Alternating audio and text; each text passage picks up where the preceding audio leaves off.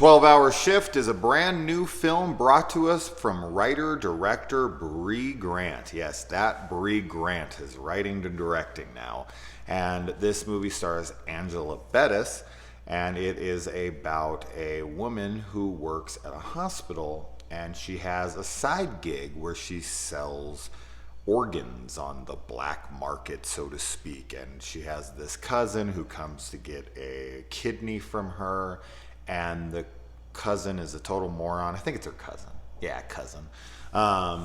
And she loses the kidney because she like leaves it behind, and then she comes back because Mick Foley, yes, mankind, Mick Foley, he is this like gangster kind of guy, and they're of course doing organ transplants.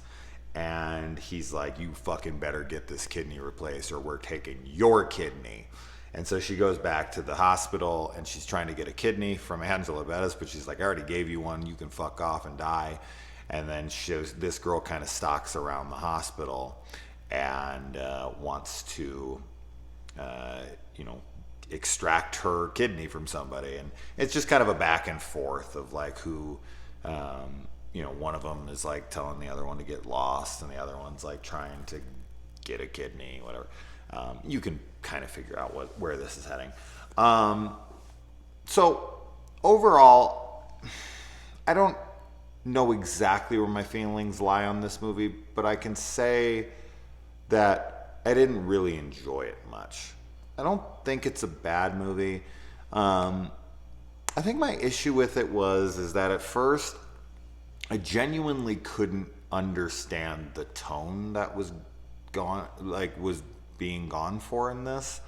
Like, are they trying to make this serious? I know that's a problem I have on the channel a lot, where I talk about like uneven tones and like, what is this film trying to be? Is it trying to be serious? It's just trying to be funny. Like, I'm really confused right now. I think like about halfway through, I realized like, oh, this is trying to be a dark comedy. Okay, I see the tone they're going for now. At first, I felt a little more like it was trying to be serious, and then it would kind of tiptoe itself away from that. And so because of that, I don't know. I never really found anything to be all that funny. I didn't really find anything to be all that engaging. I wasn't really in it all that much. We also have I don't want to say cameo because it's a little bit bigger than that, but kind of a guest appearance from David Arquette. He plays a criminal who is brought into the hospital and is on protective watch or whatever. He's pretty good in it.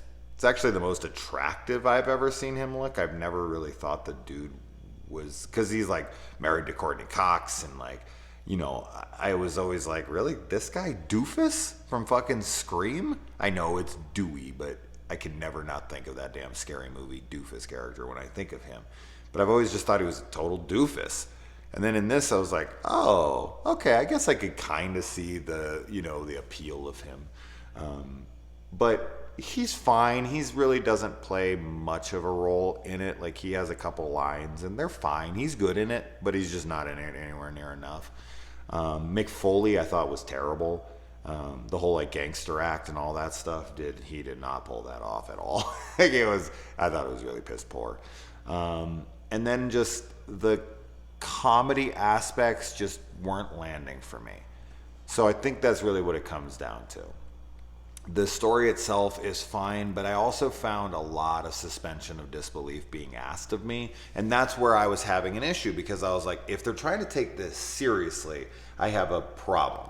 Because I don't know if they know much about like donor recipients and like how transplants work. Now, I'm no fucking doctor by any means, but I know that you need a compatible donor. You can't just take my kidney and put it into your body and it's going to be fine. No, you have to find out if it's compatible, and there's a lot of different variables to that, or different, whatever.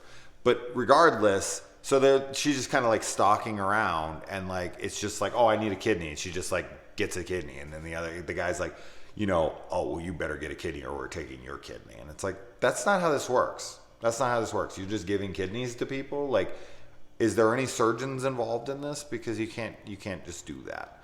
And then there's another part where like the cops like cut the power to the hospital to like make an announcement like, hey, we know you're in there or whatever. And it's like, cops don't cut powers to hospitals. Like, that would be very dangerous. That would kill people. Like, it's just stuff like that. I just found myself like, and because I was kind of taking it seriously for a minute, because Angela Bettis's character is very snarky. She seems to hate life. She's just this very hardened woman who doesn't give a fuck about anyone or anything. She's a total cunt. But I thought that was just her character, and it was in a more serious film. And the cousin's kind of ditzy airhead and whatever. So I was like, is this? So then when I kind of realized it was black comedy, I was like, oh, but by that point, it kind of already lost me. And even at that point, I was like, all right, I'm just going to kind of sit back and try to like enjoy the hijinks and try to laugh at the gags. And it just didn't work for me. I didn't like this one much. And that was kind of a shame. But, maybe you'll have a different take on it. Maybe you'll dig it. But yeah, wasn't for me. Let me know if you watch it. Adios.